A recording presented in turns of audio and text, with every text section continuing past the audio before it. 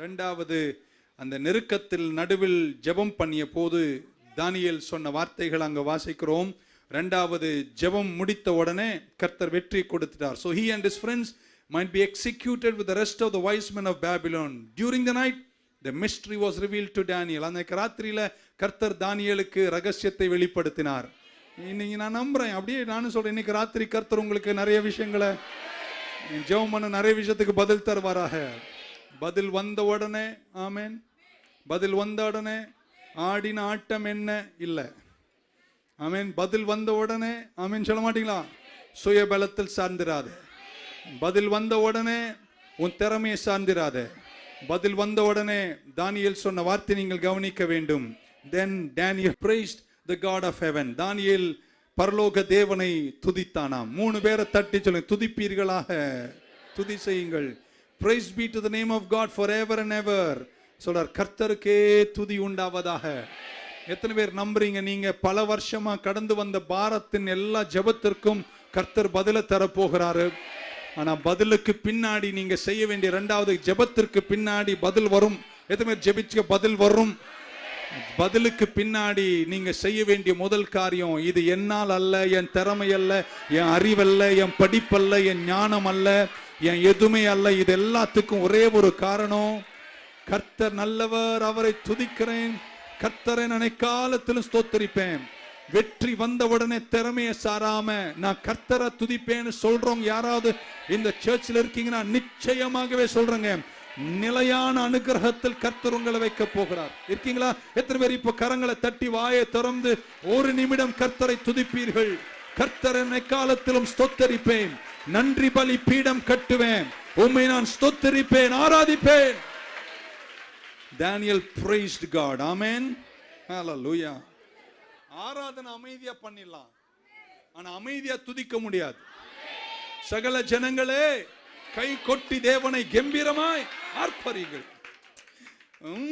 ராகத்துல கூட ஆராதிச்சிடலாம். ஆமென் சொல்ல மாட்டீங்களா? அப்படியே ரொம்ப ஃபீல் பண்றேன் பாஸ்டர், அது நீங்க ஃபீல் எல்லாம் பண்ணிக்கலாம், ஆனா துதி அமைதியா இருக்க முடியாது. துதினா கொஞ்சம் சத்தமா தான் இருக்கும், ஒரு கைத்தட்டு இருக்கும், ஒரு ஆரவாரம் இருக்கும், ஒரு நன்றி பலி இருக்கும். எத்தனை பேர் இந்த சர்ச்சில் நன்றி உள்ளவர்கள் இருக்கிறீர்கள்? முடிஞ்சிச்சுன்னு நினைச்ச போது சாதாரணமாய் ஜெபித்த ஜெபங்களுக்கு கர்த்தர் தந்த பதில் தான் இன்னைக்கு நிக்கிறீங்க. நன்றி பலி பீடம் கட்டுவோம். நல்ல தெய்வம் நன்மை செய்தார். ஹல்லேலூயா. கர்த்தரை நம்ம நிறைய துதிக்கணும் இந்த மாதத்தில். ஏன்னா கர்த்தர் நம்மை நிலைப்படுத்தினார். நீங்க நிறைய பேர் வாழ்ந்துட்டு இருக்கிற ஆசீர்வாதத்துக்கு வாடகை கொடுக்காம இருக்கீங்க. நீங்க தங்கி இருக்கிற வீட்டுல தங்கி இருந்தீங்க நிறையா, இன்னும் நிறைய பேர் வாடகை பாக்கி இருக்கு. இந்த கேட்க தான் இன்னைக்கு 1ஆம் தேதி வந்திருக்கேன். 3 பேரை தட்டியும் வாடகை பாக்கி இருக்கு அப்படின்னா அவர் செஞ்ச நிறைய ஜெபத்திற்கு பதில் தந்ததுக்கெல்லாம் இன்னும் நீங்க வாடகை கொடுக்காம பக்கத்து சீட்டை முறைச்சு உட்காந்துருக்கேன். நீ நேர் முழங்கால நின்று நிறைய நன்றி சொல்ல வேண்டிய மாதம் இது. உன்னை தாயின் கருவிலிருந்து ஏந்தி இந்த தூரம் நடத்தி எவ்வளவு அகோர சூழ்நிலையில உங்களை காத்து உங்களை மரணத்துக்கு ஒப்பு கொடுக்காம ஜீவனை தந்து அழகு பார்த்து நீ என்னமோன்னு நினைச்ச, ஆனா கர்த்தர் அதை மாறுதலாய் மாற்றி உன் ஜெபத்திற்கு பதில் தந்த நிறைய பேர் இன்னைக்கு எத்தனை பேர் மிச்ச வாடகை இன்னைக்கு காலையிலே செலுத்திடுவீங்க? செட்டில் தி அக்கவுண்ட். கர்த்தரை துதியுங்கள், அவர் நல்லவர், அவர் கிருபை என்றும் உள்ளது. நல்ல ஆரோக்கியத்தை தந்தாரே, நன்றி இல்லை. ஆமென். எத்தனை நல்ல சுகத்தை தந்தாரே, சத்தமா ஒரு அல்லேலூயா சொல்லுங்களேன். பக்கம் அது என் வாடகைங்க அப்படின்னு. ஒரு நாள் ஓசியில தான் இருந்தேன் நான், இன்னைக்கு காலையில வாடகை செலுத்துகிறேன், துதியை செலுத்துகிறேன், நன்றி சொல்லுகிறேன். சிந்த சதராம உட்காந்து இருக்கீங்களே, சும்மா 2-3 மூக்கு வழியா வந்த பிரச்சனைக்கு சிலர்லாம் டிப்ரெஷன்ல போயிட்டாங்க. என்னங்களே நீ பாரு இவ்வளவு கலகலப்பா உட்காந்துருக்க, என்ன ஒரு சந்தோஷம் முகத்துல. அது நியூ லைஃப் சர்ச்சின் சிறப்பாக கூட இருக்கலாம், எனக்கு தெரியாது. We did not get depressed. எவ்வளவு பிரச்சனைங்க, கொஞ்சம் நஞ்சமாங்க. சிலர்லாம் உங்க உட்காந்து எனக்கு தெரியும் நீங்க என்ன கடந்து போயிருக்கீங்க, அதெல்லாம் ஒன்னும் பண்ண மாதிரி தெரியல, மூஞ்சில சுருக்கம் கூட வரலையே, நல்லா இருக்கீங்களே. இந்த ராத்திரி எப்படி கடப்பேன்னு நினைச்சதெல்லாம் இருக்குங்க.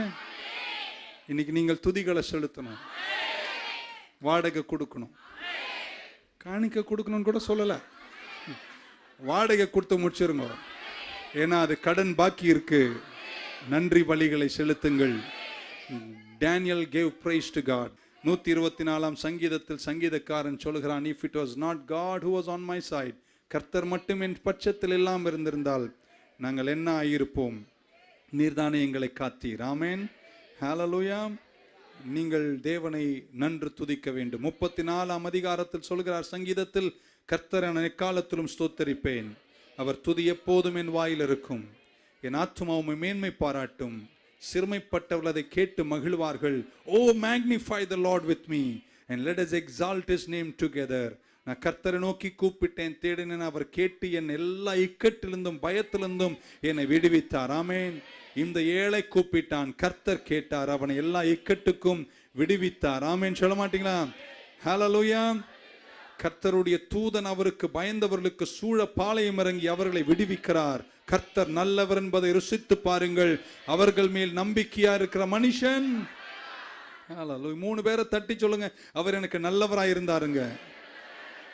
அதனால இன்னிலிருந்து சர்ச்சில் உட்காரும் போது என் பக்கத்துல பார்த்து உட்காரு, காதுல கொஞ்சம் பஞ்சு வச்சுக்கோ, ஏன்னா நான் கர்த்தரை சத்தமா துதிக்க போறேன், நன்றி பலிகளை செலுத்த போகிறேன்.